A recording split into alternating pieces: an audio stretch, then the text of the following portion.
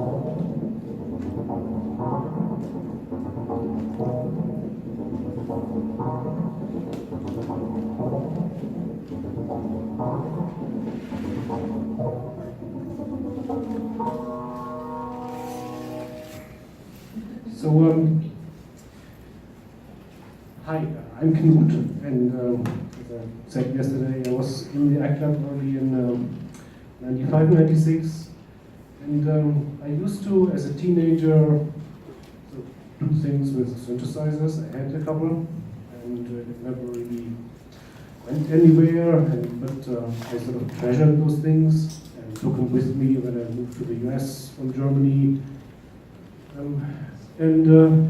Then sort of for a long time I did nothing in that area, and I recently picked it up again a couple of years ago. And this is about what I did there, sort of the journey about that, and what's interesting about it. And I'm trying to put a bit of framing around it, in the sense of trying to identify the kinds of questions to ask to sort of be more than just a consumer in those kinds of things, so you can put yourself in a better position, which is kind of what we do around here. Just on the table here, I have a couple of devices that I built. One of them is still in progress. One is the first one is an actual analog synthesizer with just all circuitry in it. There's no computer involved. And the other one is sort of a digital thing that's a sequencer and a synthesizer and sort of a performance device that's only about half finished, I think, but it's probably going to be half finished forever, no matter how much I do on it. This is sort of, let's get into it. Yeah. I think actually I have a clicker that I specifically wanted to use.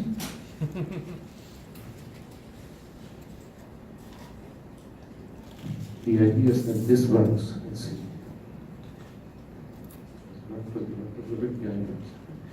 So just since we talk about electronic music, just a little sort of introduction to like how sound synthesis is done. And this is not meant to actually teach this to anybody. If you are as old as you are now, you'll probably get to retirement without learning that. But it's the kind of thing that's sort of in the heads of people who play with this kind of stuff. So in that sense, it's important. Generally, synthesizers, make interesting sounds where you start with a waveform, which is like a sine wave or triangle, square wave or something, just a basic waveform, and then you shape it. What's used for shaping sounds is generally envelopes. An envelope is, sort of the control where you say it's low now, then it goes up, and then it goes down a bit, and then it stays for a while, and it goes down again.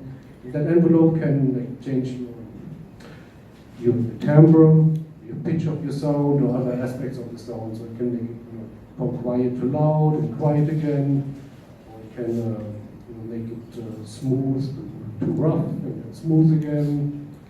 Those kinds of things. And the basic components of sounds are just the dynamics of the sound and the timbre and the pitch, and that's sort of like what we play with. Underneath, sort of kind of important for understanding how sound works is any sound, any waveform is a bunch of sine waves. Like the sine wave is the simplest waveform, and you can create any other waveform by just like adding the right kind of other sine waves to it. Specifically, you have a bass frequency, like some 440 hertz, middle C or something, and so you have that sine wave that's at the 440 hertz, and you can add one that's like 3 times the frequency and a third of the volume, and then it becomes more like a square wave, and if you add the other right sine waves to it, it becomes a square wave.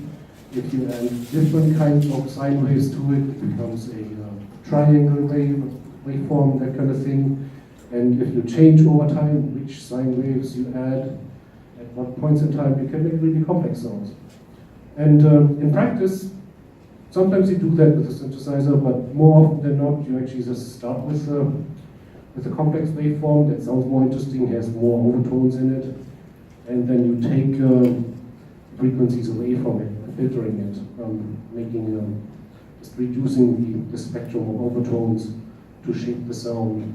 And what that does is, when you have some big waveform with lots of overtones on it, you say you're going to put a 2 kilohertz filter on it, it cuts off all the sine waves that are above 2 kilohertz. That sort of like mangles the waveform in some way, and it gives you a specific timbre. Here's just some waveforms. There's a sine wave, a square wave, a triangle, a sawtooth. They all have their characteristic sounds. Synthesizers generally do all those. A lot of specifically analog synthesizers say they do those, but what they actually do is just sort of something that very vaguely resembles those waveforms, but it's all kind of the same underneath. So you get very odd sort of square waves that sound like triangles because they actually look like triangles when you take an oscilloscope to it. Here's one of those envelopes. That's the typical sort of synthesizer envelope from the 70s. A sound has an attack where it gets loud really quick, and then it gets quieter quickly, and then it sort of stays at a level, and then it sort of, when you release the key or whatever you used to play it, when you stop the note, it sort of stops sounding either quickly or slowly. A lot of these constructs that are used in synthesizers today come from the 1970s or earlier, just like a lot of programming that's being done today, like stuff from the 50s and 60s and 70s. The actual science behind this has advanced. It's fair to say it has, but a lot of what people like and find cool and what you find in devices is all the old stuff. Here's a couple of waveforms to demonstrate the sine wave content. So there's the sine wave and there's a square wave. The second one is the sine wave with another sine wave added at just the right frequency offset and the right volume offset. And then you add another sine wave and another one, and the sine wave just sort of becomes more and more like a square wave. Reversely, if you start with this one made from the generator and you take a bunch of sine waves above a certain frequency off, it becomes more and more like a sine wave, just a normal sine wave, until you take all the overtones off and you're just left with that sine, and it's kind of boring, but playing in between there is all the interesting stuff happens. A synthesizer then is, this is sort of a standard patch for a synthesizer. Something gives you note information, saying someone press the key and then they release the key, that's the gate. MIDI is a digital standard from the 80s that's used to capture this kind of stuff from the keyboard. The pitch would go to a oscillator. In this case it's 2, but often it's 1, sometimes it's more. Saying just give me a waveform at this pitch, and then there's going to be a filter that's controlled by some envelope again. You say just open it up slowly and close it again, change the sound over time. It shapes the waveform. Then there's an amplifier that says like, start quiet, go loud really quick, then go quiet again, and then let go, and then you shape the sound. The thing about this is that it's not just a theoretical construct, but you can write code that makes this, and you've got a digital synthesizer. Or you can draw a base socket diagram, and that represents such a schema. Then you can build that, and you have an analog synthesizer, and you make music. Now, sort of the original idea there was that you do these kinds of manipulations of waveforms in some way, and if you get your filters and your envelopes and so on just right, you can make it sound like a real instrument. So make it sound like a guitar, make it sound like a piano, make it sound like a trumpet. And you know, those things all have characteristics that you can describe and try to capture in this process. What happens then in practice is it sounds like a shitty trumpet. And it's so I did sort of one of these talks like in the 80s in high school where we had an analog synthesizer and then we would demonstrate this, but it's like, yeah, it doesn't really sound like a trumpet. What happened then, people built synthesizers that would just like store the waveform of a trumpet, like as a big sample. The sample memory just grows and grows and grows, and today it's like gigabytes of sample memories. So you just start with the trumpet, and then you do interesting stuff with it. But that is also kind of a very boring way of doing things. The interesting part is that when the trumpet goes wrong, or whatever sound you try to do goes wrong, it may not sound like the trumpet, but it's actually interesting. Like, it actually sounds pretty good. That's sort of the draw of these things. That's why they're not going away, and that's why this old approach is still kind of nice to do and to pursue. Here's just a quick look at what a filter does again. So you'd start with square wave, and you'd have the filter, and the filter is like open, so it's like inactive. So the square wave just goes through, and then you sort of turn your filter cutoff frequency sort of halfway down, and you're left sort of with this mangled sine wave, and you close your filter all the way, you get the sine wave. So you do this over time, and the sound changes. And the filter is really sort of where it's all at, because the deal with it is there's not just one filter, and it's not just a standard filter that will just take the waveforms away, and that's what it does. It doesn't just sort of like execute the theory and leave everything else alone. Each filter, you know, has a different architecture, and depending on how you build those things, what components you put in it, or what code you put in it, they create different artifacts to the sound. So you will do that filtering, you say that cut off the frequencies above 2 kilohertz. It'll do that. But and then this specifically is the old Moog ladder filter from the 70s that still everybody likes today, that they still sell today. But what will happen is, you know, when here's the cutoff frequency in this diagram would be right here, which is kind of low, but in principle the example is right. It doesn't just like stop the overtones at that cutoff frequency, there's a slope to it. So some of the overtones go through, you can still hear them, and depending on how steep this is, it sounds differently. Sort of the shallow slopes kind of sound mellow, and the steep slopes sound cool. And then there's this little peak up there where the filter resonates. It's just an artifact of like what the electronics do or what the formula does, but the cutoff frequency actually gets amplified, gets louder. So suddenly you have this like new musical content in your waveform that wasn't there before. You're not just cutting off some, there's more coming in there. And depending on what the filter does is it will also resonate, where It essentially self-oscillates, so it just introduces a bunch of new frequency harmonic content there. It just adds things to the waveform that goes through. So you would see that as like a squiggly line coming in here, and it's all more interesting. There would be just different levels of resonance dialed in there. So you get sort of a big peak or just a shallow peak. Here's some sort of filtering artifacts where you do some filtering and then stuff happens to the sound, it sort of angles your waveform, and it'll sound good. Anyways, so the point is, synthesizers don't just sort of like make electronic trumpets. They're not just those sort of replacements for traditional instruments, and something they're actually bad at. They create their own sort of set of possibilities, and depending on what the technology actually does, it's different in every case. Those differences then aren't just sort of there. You don't just like have a synthesizer and the filter just happens to sound like this, and that's sort of what you live with. But you get different manufacturers that use different kinds of filters and also different other parts, and they get their own sound. You could make the same patch in this synthesizer and this other one with identical settings, but because the hardware is different, they sound different. And the interesting thing then there is they get different people liking them. They get different cultures around them.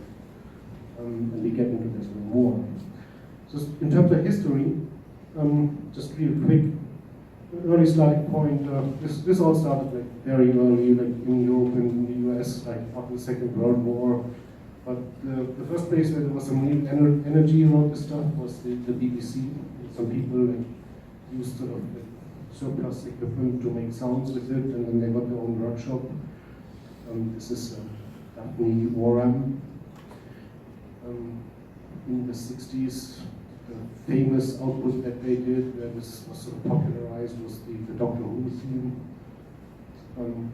There was also a lot of academic work going on around this with music concrete in Paris and in Frankfurt before, which gets kind of harder to explain this whole thing. Then there's and there were already synthesizer companies around there, but sort of then where this took off was in the 70s with these three companies, Bob Moog of Moog synthesizer, and then Don Buchla synthesizers, and then Serge Cherepnin of Serge synthesizers. And so Moog is on the East Coast. He was in Boston, I think, and Moog today is in Asheville, North Carolina. Buchla was based in the Bay Area, in Berkeley, I want to say, possibly. And Serge was at CalArts at LA.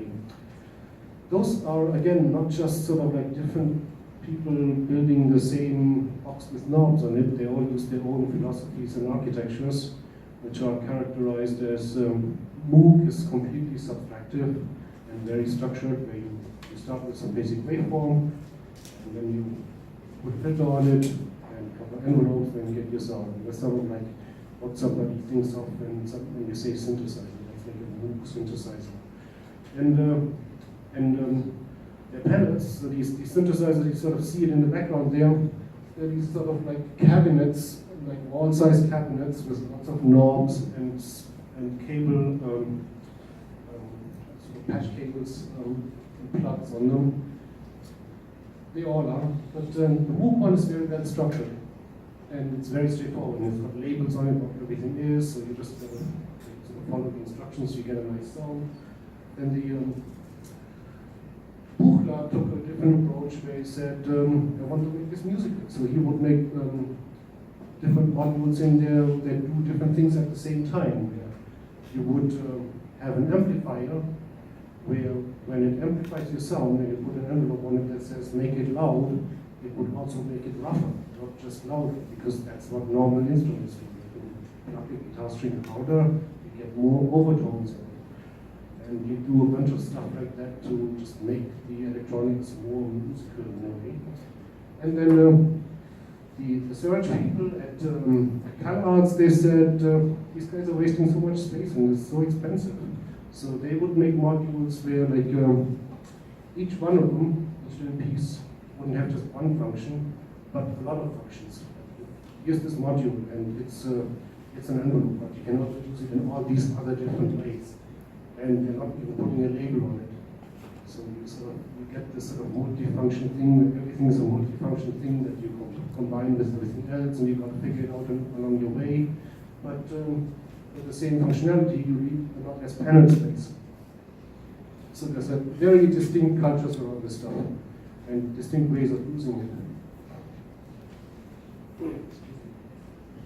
Then all these are these modular synthesizers with lots of modules, and you connect them with cables. You have to connect them with cables to make the sound come out. There's like nothing but default. You connect the keyboard by cable, plug in there to give it some control voltages to make it actually play.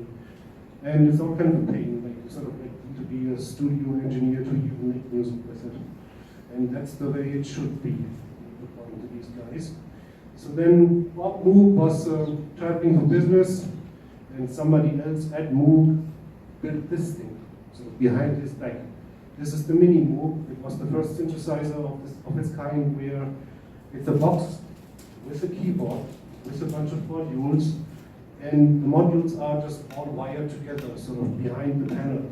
So you can just turn it on and the sound comes out of it, which seems kind of a good idea, but Bob Moog was against that. So it takes the creativity out of the process of it. It makes it too easy to get a sound out of it. But of course, any musician who would just play keyboards loved that. So that's sort of what synthesizers became to be. And then just to throw in, this guy is Uli Behringer. Behringer is a current sort of musical equipment company. They manufacture everything in Asia. It's really cheap. They make copies of everything that you can buy sort of for half price or less. They just recently, and sort of Moog is still selling this Mini Moog. If you got $3,600 lying around, it's well spent on a Mini Moog. They just came up with this copy of a Mini Moog for $300, and they're copying another half dozen vintage synthesizers too, some other ones. And they're completely useless about them. The build quality is all crap, but they sound all the same. So then, and you know, this is a matter of debate in the community there, since it's those are some holy cows that he's copying there, and people accuse him of stealing. So in the 80s, then there was synthesizer pop. This is the DX7, which was of course a digital synthesizer that Yamaha introduced, sort of unrelated to all this like holy stuff from the 70s. Very powerful, made some very punchy sounds that were great for pop music, and pop music sort of shaped itself around the availability of this product in the 70s. In a really strong way, in the 80s, in a really strong way. Also in the 80s, MIDI came out, this like musical instruments digital interface, which is still in use, ancient standard, kind of completely outdated, but that's still what everybody uses to connect these things together. And home recording came out, so like, teenagers like me could buy synthesizers and try to make them work at home with their Atari computer, which didn't really work all that well either, but we did that. Also, what happened in the 80s was sampling became available, where samplers would not just be super rare, expensive devices, but they become common. And hip-hop sort of developed in a way where it was the first time that loop-based music became widely available and popular. So, you know, hip-hop artists would, you know, sample the breakbeat from an old Blue Note record, that kind of thing, and then make a track from it and publish that. And then lots of lawsuits came after that, and then the music industry sort of found a way of dealing with it, where you'd have to clear a sample to use it and pay the person who did the original recording. But or the synthesizer side of things is that the outcome is here, the relevant outcome is that it introduced loops as the base of music. Just like playing the same thing like 500 times over and over, and just with slight variations is suddenly a valid way to make music, which it kind of wasn't before. In the 90s, of course, there was techno then. Techno, very much an underground thing that was started in Detroit by a few people, Atkins and Richard Davies and Saunderson, Gary May. They used these kinds of machines. This is a drum machine, a Roland 808, that had come out in the 80s. They just were made by the manufacturers to sort of replace the drummer in your band. They replaced the drummers in studios for sure, but sort of in a band that didn't really work all that well because they were kind of hard to deal with. So these things were like in thrift stores in the 90s, and then these creative people in Detroit and then quickly in Berlin, places too around the world, would buy these up and just use them as performance devices. Like, in a way, they used those things sort of against their specification. They weren't imagined, they weren't manufactured to do this. They appropriated the technology. It's kind of a situationist approach almost. And techno became a big thing, big underground thing. The frat boys wouldn't listen to techno, but it's like a club thing, drugs and raves and stuff, and all very hardcore, and like the next subgenre would be more hardcore than the previous one, and all that. Then in the aughts, there was EDM, electronic dance music, which is sort of the strawberry margarita version of techno. And it became popularized, and there's nothing wrong with that. If you can, make a stadium with 60,000 people happy. If you're in a big room, right? If you're in a big room, no problem. So it would. It's just at that point it's mainstream, and all these nice things that the techno people came up with and cleared away from this big money music. That's okay too. Laptops, of course, would be a primary production tool there, and all the software on this stuff was advancing greatly. Yeah, it just happened. I didn't find it particularly interesting, but it's a lot of foundations for today. And today we sort of have this golden age of electronic music. This was made at the Austin Modular Meetup, where there's a cafe full of people with modular synthesizers. Some of them know really well what to do with them. Others just kind of have a pile of equipment and push the buttons and hope something good happens. It's kind of a mix. But the availability of options that you have there is really stunning. To me, so there's the modular synthesizers versus keyboard synthesizers. You've got just the keyboard synthesizer is just a keyboard that makes sounds in some way, and you play with that like in a band typically. The modular synthesizer, this goes back to this stuff from the 70s, where it's a cabinet. You have to connect the modules with patch cables from your sort of waveform generator through all your sort of sound shaping pieces to the actual output. And then you drive it from a sequencer or from keyboard or from a function generator or whatever, but you've got to do every step. The nice thing about that is it puts you in charge of every step. You can control every step. You can pick every module that goes in there. There's about 4,000 manufacturers that sell these modules right now. Like a lot of small companies, the big ones. But it's just amazing. Like any piece of music theory that you've ever seen, you can buy as a module for one of these. Problem is that each of these modules is like $500, and you're looking at like $50,000, $80,000 of equipment in there. And it's kind of a hobby. And it's also not necessary, as we learn. But anyways, this is happening. There's a scene around this, and it's kind of underground. Because these people all have jobs because they need to pay for this equipment. Some of them are great musicians, others not. And in the meantime, outside this is going on. So we stay indoors and make some music. And take names for later. So here's what I was doing on this. A couple of years ago, I had these synthesizers in my closet, that I brought with me from Germany, like from when I was a teenager. I'd never done anything else with them, they've just been sitting in the closet. I learned those things, you know, inside and out when I had them as a kid, as a teenager, and I love them, but I also know exactly what their limits are and how they are so inferior to everything else today. So I needed some room in the closet, so I gave them to a friend who actually makes some music with them. And I thought, that's kind of a shame. Maybe I should make some music again. It was kind of fun. And at the Austin Film Society, this movie was playing, this documentary, Life and Waves, about Suzanne Ciani, who is sort of a commercial electronic music pioneer person. Not the only one, for sure, but we just happened to run into this movie, and I thought, okay, I'm kind of bored today, and it's this movie, I don't even normally watch documentaries. And coming out of this, I was very inspired.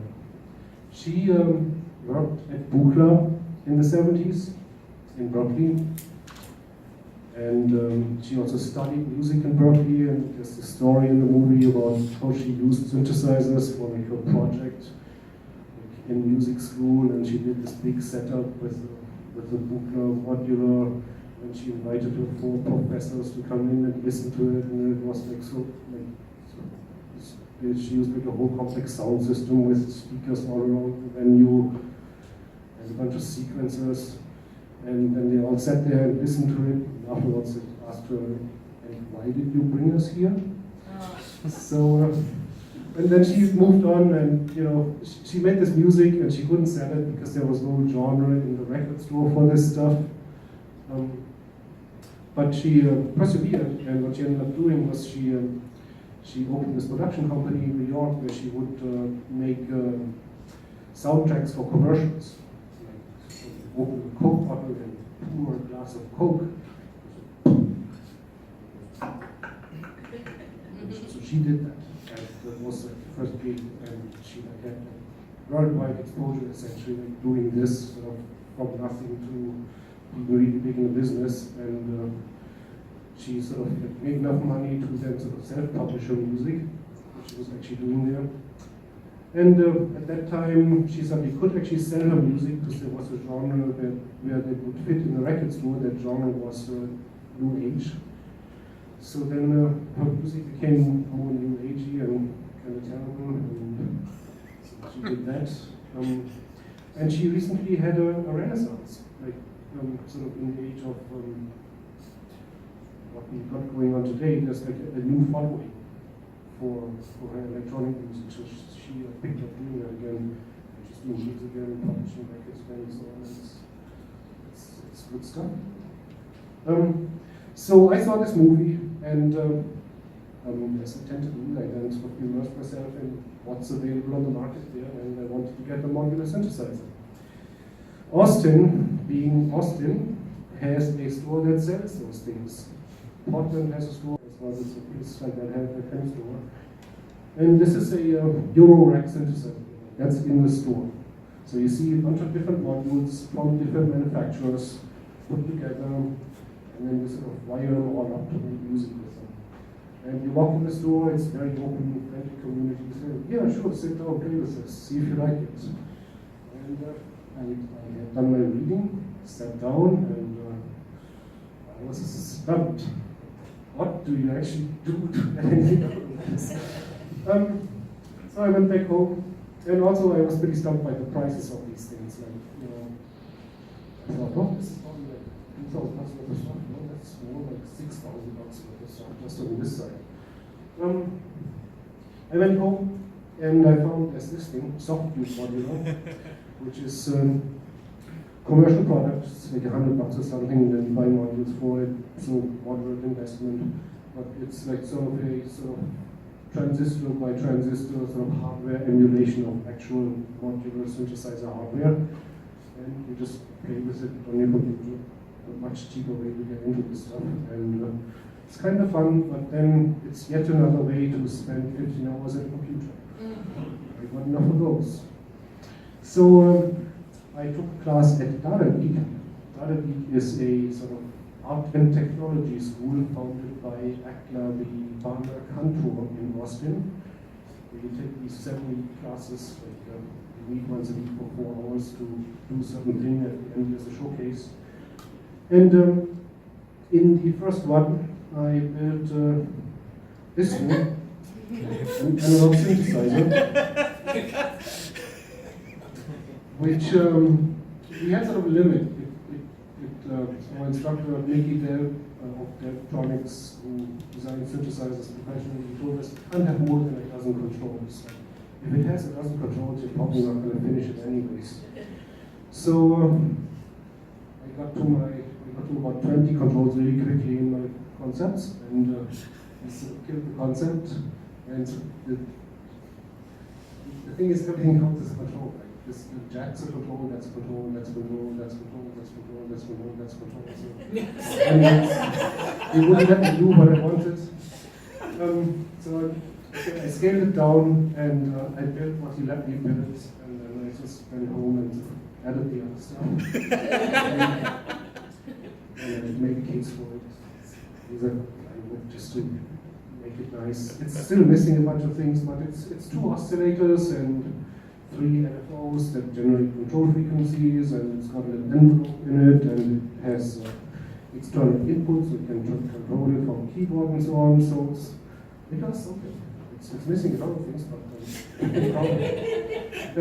I took another class at the same time about Max, which is an old music programming system. I actually played with Max back in the ACTLab days. It's from the 90s, where you could do little MIDI routing things and generate music just by drawing these signal flow diagrams on the screen, and it was always a pain to deal with. And the product's still around, and it's actually mature now and amazing.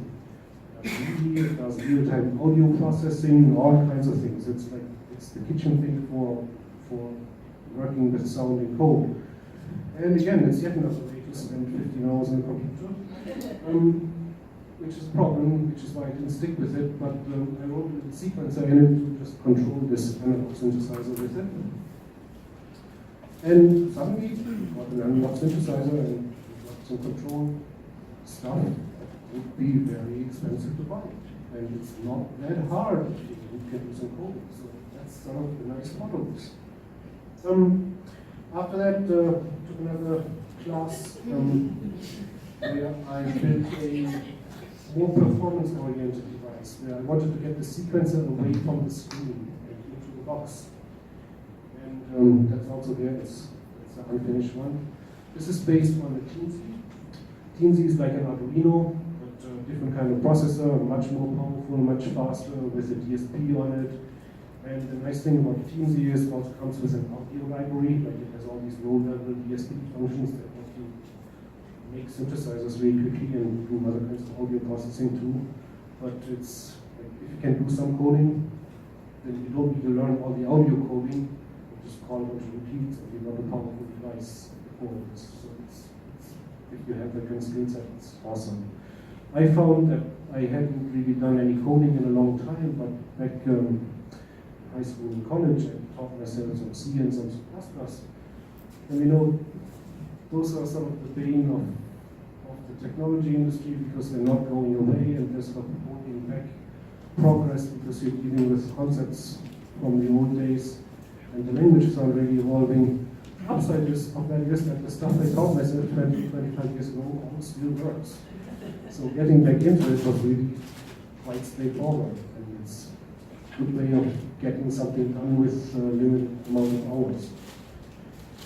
So yeah, I have big plans for this in terms of what else it should do, but I have a whole bunch of functions in there that I found in existing modular devices.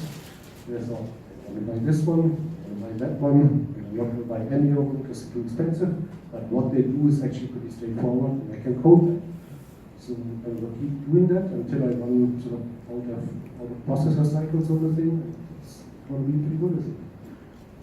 So to do such a thing, here's some cultural framing, just for like questions to consider, like what to jump into. I mean, obviously you want to take the class, but there's other questions. First is artists and makers. So maker culture is great. Make magazine, make a fair, wonderful. There's now an Austrian School of Making, I saw on Airport Boulevard. I support all that, but when you actually go to Maker Faire, you see a lot of people sort of taking their kids there, and you see a lot of really ugly things, and it's great. It's like better than watching Netflix build something. But, so once you build something, you better build something nice. Justify your existence. Why did you make this? Just making it. The act of making, doesn't make the thing good that we made. So if you approach this as an artist, from an artistic perspective, and you can do this in a humble way, it doesn't mean that you give yourself, license and automatic explanation for everything you do. You can take a perspective there, but it can be a perspective that frames and limits what you do, and can get you pretty interesting outcomes. A lot of people in these startup classes, don't have the time to deep dive and put extra controls into their project and build a case and burn all these hours. That's people with kids and jobs and so on. And a lot of them do pretty simple things, but they reflect along the way. And the trade-offs you make, even if you make something simple, you can make a very nice playful, often playful, not always playful, but often playful artistic statement with something that's technologically primitive. And that's not what you see at Maker Faire. Anyways, enough against makers. Another set of considerations there is this in synthesis, East Coast versus West Coast. I already touched on this. So the Moog synthesizer, that's this panel here, East Coast synthesis, is very well structured. Everything's got a label. This is one module, this is an oscillator, and then you get another module, that's the filter, another one that's the envelope, and then it's very clear what to do. It's like this construction kit that walks you through how to get a sound out of it. This is West Coast synthesis.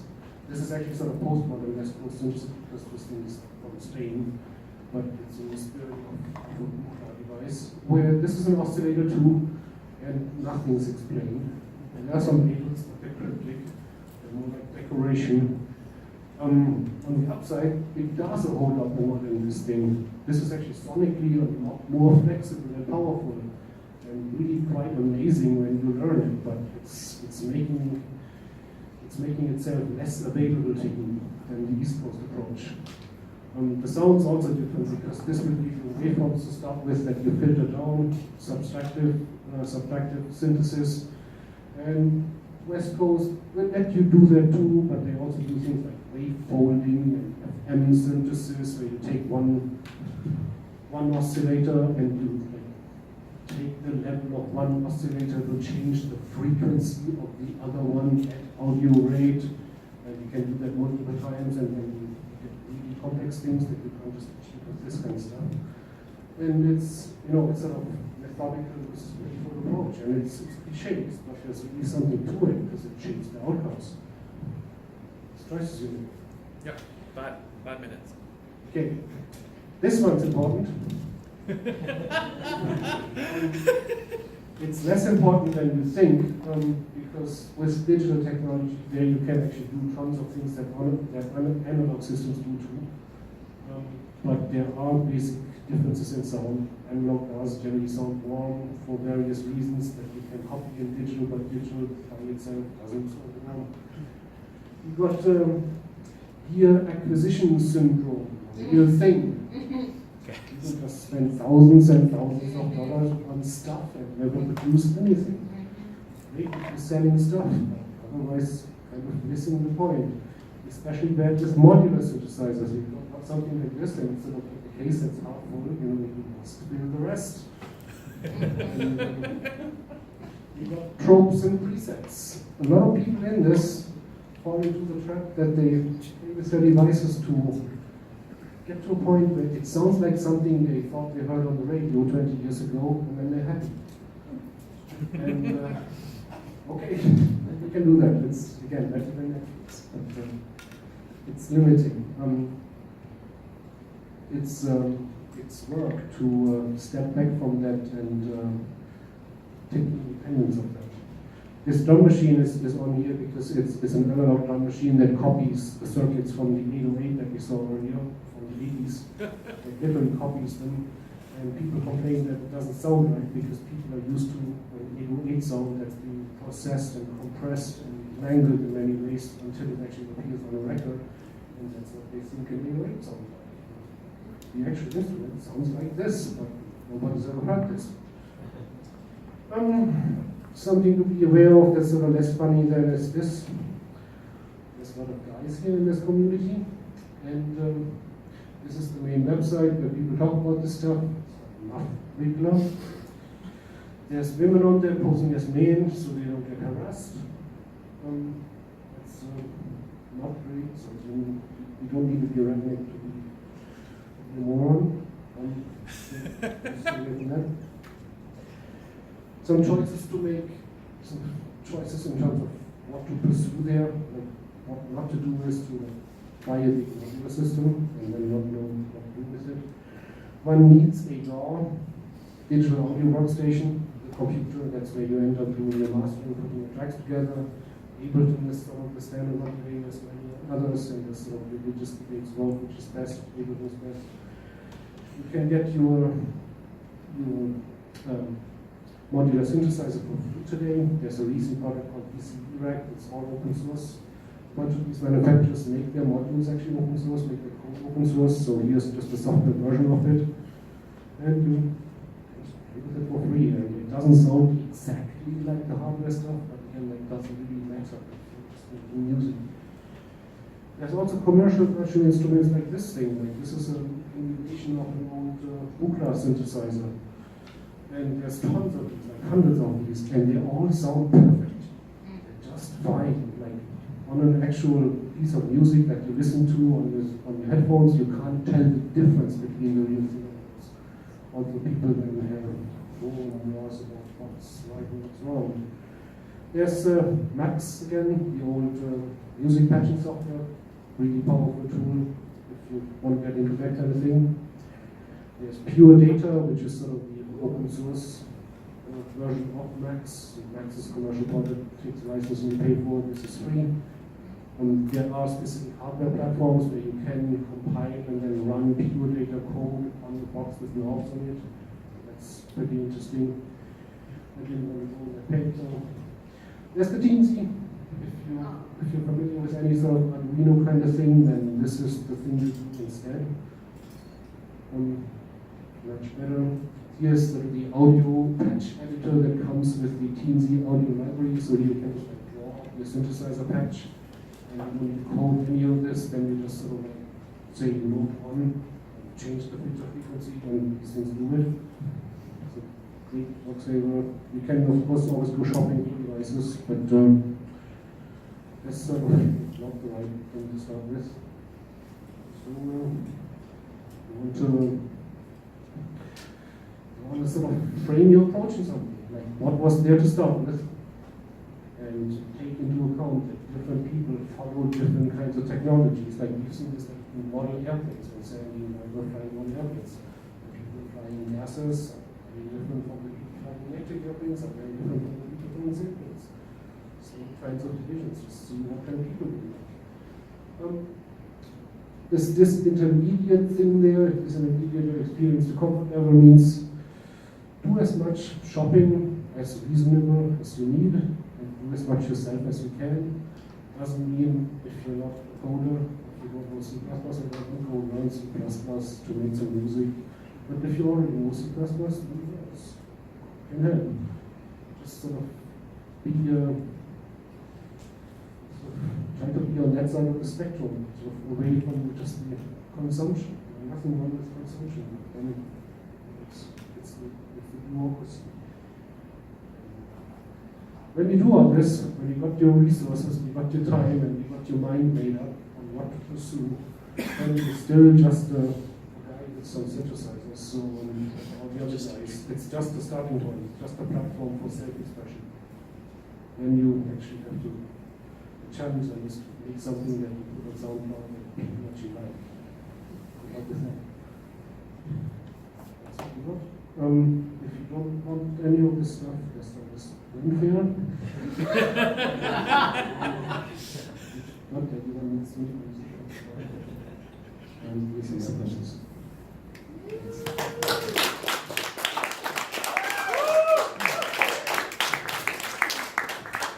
Real quick, are there any questions, comments? That was awesome. Yeah. Yeah, That talk was awesome. Again, like you hit on a lot of stuff I've been working on lately. Jeremy helped me build a synth 2 months ago, something like that. And it's actually at the shop. It'll be there tonight. So we'll have some. And Jeremy does a bunch of synth stuff as well. You're gonna find out a bunch of us do a bunch of synth stuff as well. And so it's gonna be really. We're gonna have some stuff to talk about tonight when we meet up. So thank you so much for presenting, Knut. I know we're just running